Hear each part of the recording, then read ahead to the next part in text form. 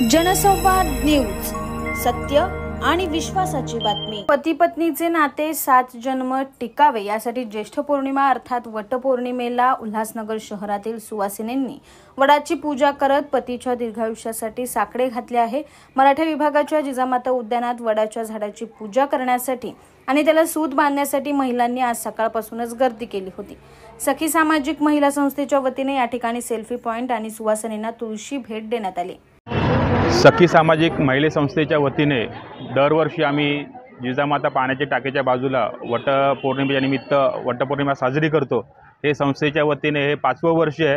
मराठा विभागातील मॅक्झिमम सगळ्या महिला इथे येतात आणि त्यांना आम्ही तुळशीचं रोप एक संस्थेच्या वतीने एक तिचं वाहन त्यांना देतो आणि असेच प्रोग्राम सखी संस्थेच्या वतीने आम्ही नेहमीच राबवतो।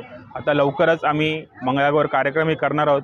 तर सर्व मराठा विभागातील महिलांना आम्ही विनंती करतो, प्रत्येक कार्यक्रमात जसे तुम्ही सहभागी होता तसेच तुम्ही नेहमी सहभागी व्हा आणि संस्थेला शुभेच्छा द्या, याच त्यांना मी विनंती करतो। सखी संस्थेच्या वतीने सर्व मराठा विभागातील आणि उल्हासनगरातील नागरिकांना वटपौर्णिमेच्या हार्दिक हार्दिक शुभेच्छा। ज्येष्ठ पौर्णिमा म्हणजे वटपौर्णिमा हा सण सत्यवान सावित्रीने आपल्या नवऱ्याच्या प्राण आहुतीसाठी केलेले व्रत आहे। ते कलियुगामध्ये झाले, परंतु आत्ताच्या ह्या धकाधकीच्या जीवनामध्ये प्रत्येक स्त्रीने आपल्या नवऱ्यासाठी करण्यासाठी की त्याचा अखंड सौभाग्यवती राहण्यासाठी हे व्रत केलेलं आहे।